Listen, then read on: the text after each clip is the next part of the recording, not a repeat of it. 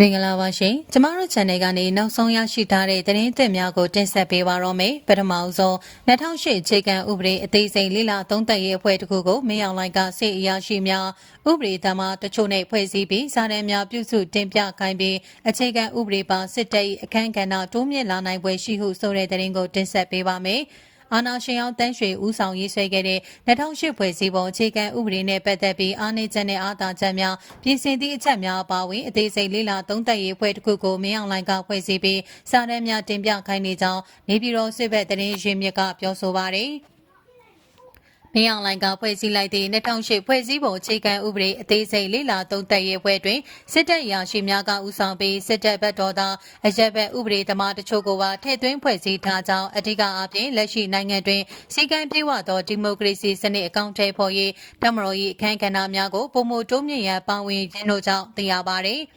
အခြေခံဥပဒေမှာတမတော်ရဲ့အခမ်းကဏ္ဍတိုးမြင့်ဖို့နဲ့တက်ချုပ်ကပြင်ဆင်ခြင်းတဲ့အချက်တွေလာမယ့်လွှတ်တော်မှာပြင်ဆင်ဖို့လို့ယူဆရပါတယ်။တက်အရာရှိတွေဥဆောင်ပါဝင်တာမို့အခြေခံဥပဒေပြင်ဆင်ရေးမှာတက်ရဲ့အခမ်းကဏ္ဍပိုပြီးကြီးမားလာနိုင်ပါတယ်။ရေးပေါ်အခြေအနေကြီးညာမှုနဲ့ပတ်သက်ပြီးတမတော်ကာကွယ်ဦးစီးချုပ်ရဲ့အခမ်းကဏ္ဍကပိုပြီးထဲထဲဝင်ဝင်ပါဝင်လာနိုင်တယ်လို့သုံးသပ်ရပါတယ်ဟုနေပြည်တော်စစ်ဘက်သတင်းရင်းမြစ်ကပြောဆိုပါတယ်။လက်ရှိ2008ဖွဲ့စည်းပုံအခြေခံဥပဒေ၏တမရအရေးချင်းသတ်မှတ်ချက်တွင်တမရသည်နိုင်ငံဝန်ထမ်းမဖြစ်ရနှင့်လွှတ်တော်ကိုယ်စားလှယ်ဖြစ်ပါကလည်းနှုတ်ထွက်ရမည်ဆိုသောအချက်များပါဝင်နေရာရင်းချက်များကိုလည်းပြင်ဆင်မှုများလှုပ်လာနိုင်ပွဲရှိကြောင်းနေပြည်တော်စစ်ဘက်သတင်းရင်းမြစ်ကဆိုပါတယ်2008ဖွဲ့စည်းပုံအခြေခံဥပဒေပုံမှန်63တွင်နိုင်ငံတော်သမ္မတနှင့်ဒုတိယသမ္မတများသည်လွှတ်တော်ကိုယ်စားလှယ်ဖြစ်လျင်လွှတ်တော်ကိုယ်စားလှယ်ဖြစ်မှ၎င်းနိုင်ငံဝန်ထမ်းဖြစ်လျင်နိုင်ငံဝန်ထမ်းဖြစ်မှ၎င်းနိုင်ငံတော်သမ္မတသို့မဟုတ်ဒုတိယသမ္မတအဖြစ်အရွေးချယ်ခံရသည့်နေ့မှစတင်၍နှုတ်ထွက်ပြီးသို့မဟုတ်အငြိမ်းစားယူပြီးဖြစ်သည်ဟုမှတ်ယူရမည်ဟုပြဋ္ဌာန်းထားပါတယ်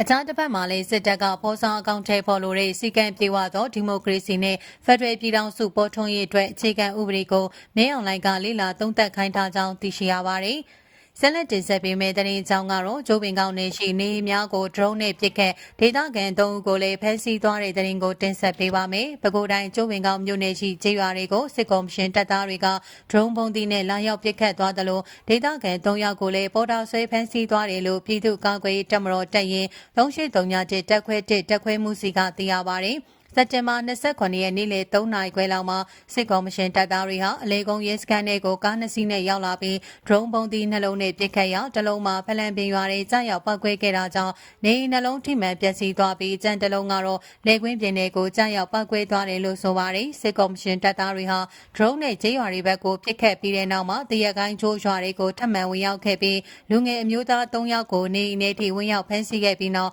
ကျေးရွာတွေကနေပြန်လည်ထွက်ခွာသွားတယ်လို့ဆိုပါတယ်ဖမ်းဆီးခံရတဲ့ပြည်သူတွေဟာရာတော်တွေကပြန်လာပြီးနေအိမ်မှာနားနေချိန်ဖမ်းဆီးခံလိုက်ရတာဖြစ်တယ်လို့၎င်းလူငယ်3ဦးအပြင်ထပ်ပြီးဖမ်းဆီးခံရသူရှိမရှိကိုစုံစမ်းနေဆဲဖြစ်တယ်လို့သိရှိရပါတယ်။